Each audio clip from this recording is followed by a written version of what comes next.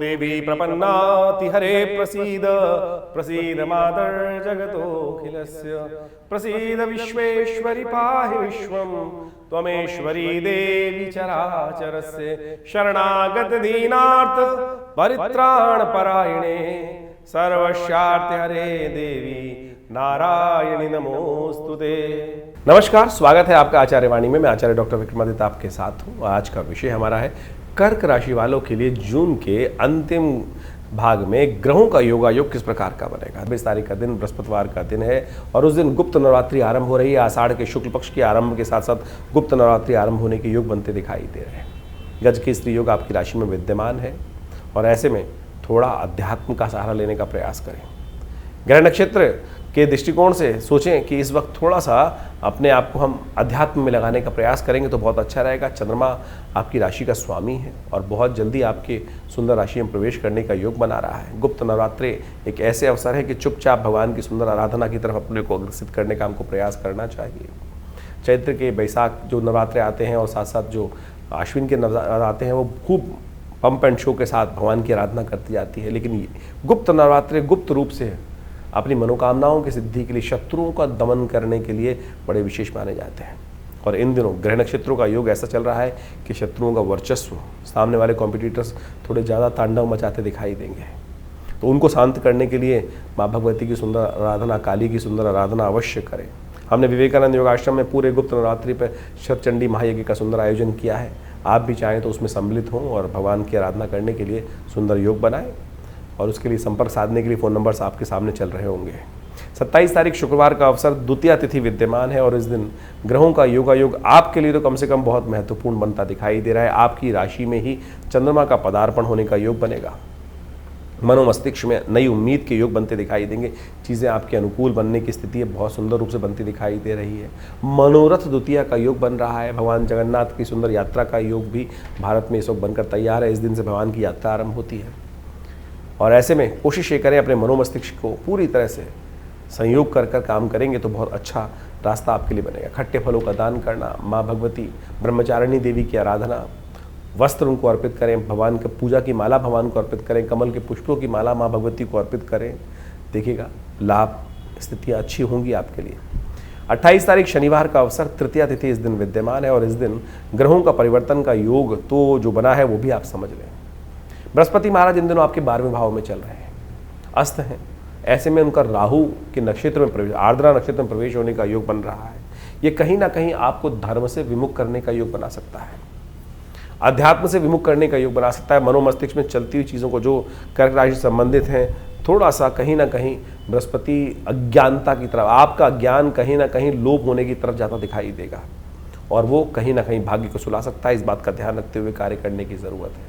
शनि मत चढ़ाइएगा अपने ऊपर। भाग्य में शनि चढ़ रहा है इस वक्त आपकी राशि के दृष्टिकोण से और भाग्य को कहीं सुला सकता है। तो इसलिए सुंदर आराधना का अवसर है। इस वक्त गुप्त नवरात्रि चल रहे हैं। माँ भगवती की सुंदर आराधना में अपने आप को लगाएं। सर्वमंगल मांगल्ये शिवे सर्वार्थ साधिके शरण्ये त्र्यंबके गौरी नारायणी नमोस्तुते इसका जप करें तो अच्छा ही रहेगा। 29 तारीख रविवार का अवसर है। चतुर्थी तिथि इस दिन विद्यमान है और ग्रह नक्षत्रों के दृष्टिकोण से ग्रह परिवर्तन की तरफ जा रहे हैं। शुक्र अपने घर में प्रवेश कर रहे हैं। लाभ के रास्ते आपके लिए अच्छे रहेंगे। ऐसे में बड़े बुजुर्गों की सेवा और ध्यान रखना है आपको एक बात का कि जो फटीचर लोग हैं जिनका कोई ठहर नहीं ठिकाना नहीं, कभी कभी ना कभी घूमते हुए आपके पास आ जाते हैं, ऐसे में वो लोग कहीं ना कहीं नुकसान देने के योग बना सकते हैं। और ऐसे में आप अपने माता पिता का सुंदर आशीर्वाद लेकर जो काम करेंगे ना, गुरुजन का आशीर्वाद लेकर जो काम करेंगे उसमें स्थितियां अच्छी होने के योग बन सकते हैं। 2-3 दिन खास तौर पर ग्रह नक्षत्र आपके लिए कई रूप से लाभ देने के योग बना रहे हैं। ऐसे में माँ भगवती को खीर का भोग लगाएं तो वो बहुत अच्छा योग बनेगा। चतुर्थी तिथि है, ऐसे में सुंदर योग, माँ भगवती की सुंदर आराधना का अवसर है।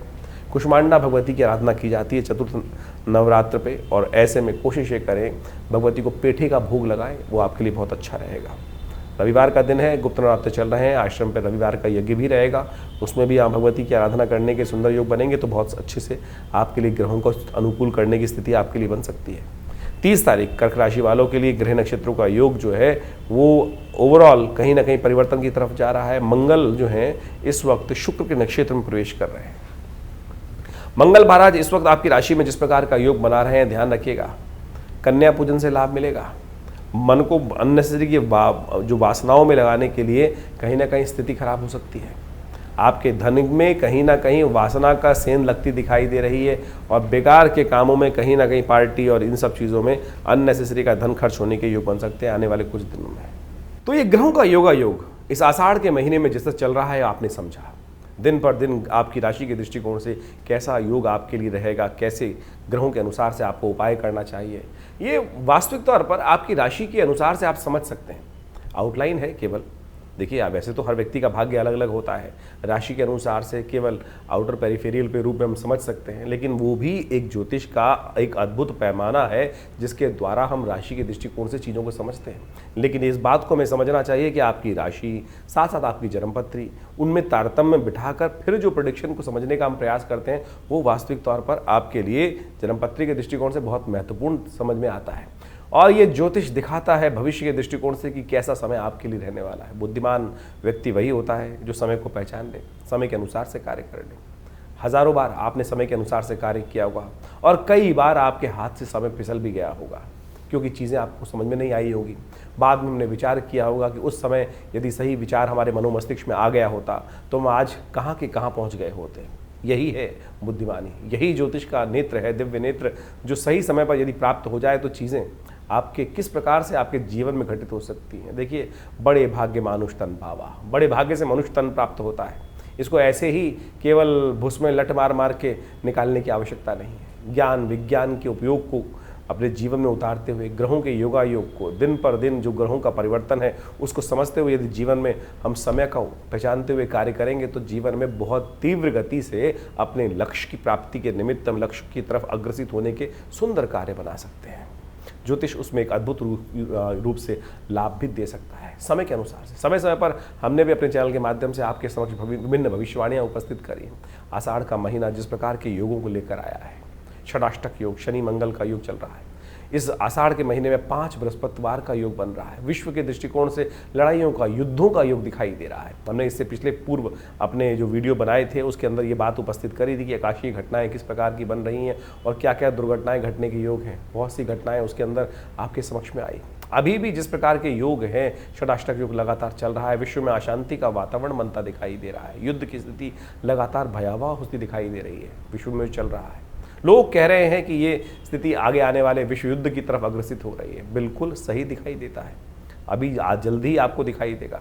मुहर्रम का जो वर्ष नया मुस्लिम हिजरी संवत के अनुसार से आरंभ हुआ चाहता है, वो साफ साफ दिखा रहा है कि अभी जिस प्रकार से इस्लामिक देशों को अलग अलग छितरा छितरा हम समझते दिखाई दे रहे हैं, आगे आने वाले समय में इनके ग्रहयोग के अनुसार से सब एक होते दिखाई देंगे। और जब ये सब एक होते दिखाई देंगे तो फिर एक पुनः भयावह स्थिति विश्व के दृष्टिकोण से, एक युद्ध के दृष्टिकोण से सामने आती दिखाई देगी। तो यानी इन समस्त ग्रहों को हमें अच्छे से समझना चाहिए और उसके अनुसार से कार्य यदि जीवन में करें तो बहुत रूप से चीज़ों को सही रूप से अपने जीवन में शुभ करने के निमित्त ले जा सकते हैं। इसके साथ साथ इस दिनों ग्रहों का जो परिवर्तन का योग चला, चाहे वो मंगल, चाहे वो शुक्र, इन सब ने अपने अपने नक्षत्रों में परिवर्तन किया और कई राशियों में परिवर्तन या कई अवस्थाओं में परिवर्तन हुआ। शुक्र महाराज अपने सुंदर रूप से अपनी राशि में आ गए। मंगल वहीं इन दिनों अपने राशि के दृष्टिकोण नक्षत्र में परिवर्तित करते हुए शुक्र के नक्षत्र में ही प्रवेश कर चुके हैं। तो ऐसे में इन सब का प्रभाव जो होने वाला है, ये सब आपको हमने समय समय पर बताने का प्रयास करते हैं। आपको समझ में भी आएगा। बहुत सारे लोग हैं जो तथाकथित तौर पर कई बार हमारे मनोमस्तिष्क में विडंबनाएं उत्पन्न करने का प्रयास करते हैं।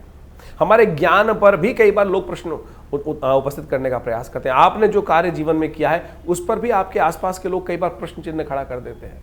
उनके चक्करों में न फंसे।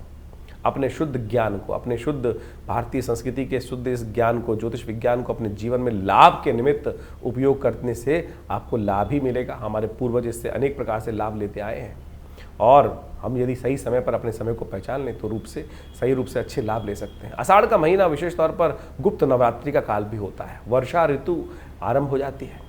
ऐसे में वर्षा ऋतु के अनुसार से कभी आकाश में बादल छा जाते हैं और कभी सूर्य निकल कर सामने आ जाता है। तो ऐसे में कई बार जीवन में ग्रहों जो स्थिति होती है ऐसी होती है, कभी बहुत बढ़िया से चल रहा है और कभी कभी ऐसा दिखाई देता है कि असमंजस की स्थिति हो जाती है। ऐसे में गुरु पूर्णिमा का पदार्पण होता है आषाढ़ के महीने में।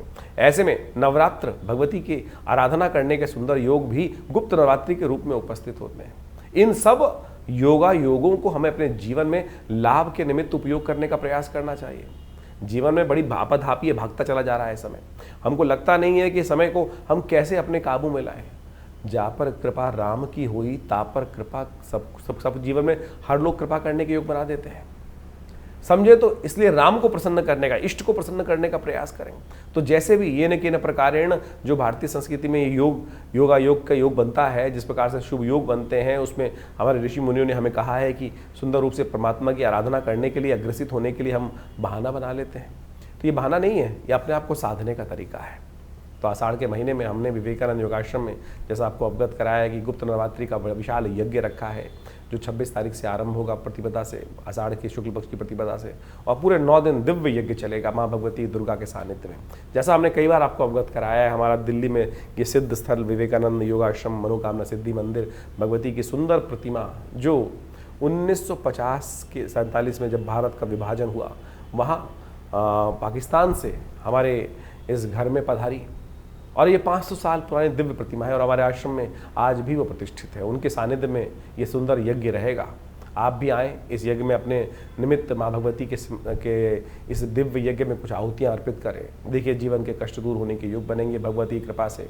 अनेक प्रकार के जीवन में जब कष्टों को दूर करने का योग बनता है तो मन को संतुष्टि प्राप्त होती है, और कुछ मनुष्य के हाथ में है नहीं। हमें लगता है कि हमने जीवन में विजय प्राप्त कर ली हमारे कर्मों से, ना, उसकी कृपा से। तो इसलिए उसकी कृपा का जब भी आपको प्राप्त करने का मौका मिले तो उससे चूकिए मत। सुंदर रूप से अपने आप को अग्रसित करें परमात्मा की प्रार्थना के प्रति, और जो कुछ ग्रह खराब भी है ना, वो ठीक हो जाएंगे।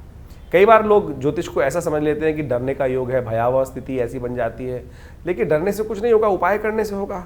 उपाय हम आपके समक्ष समय समय पर उपस्थित करते रहते हैं और उनको बताने का प्रयास भी करते हैं।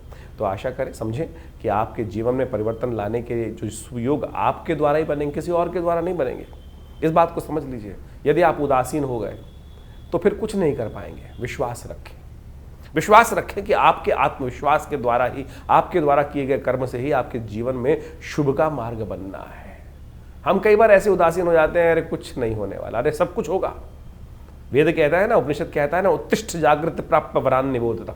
उठो, जागो, चलो, जब तक लक्ष्य की सिद्धि ना कर लो तब तक बैठना मत।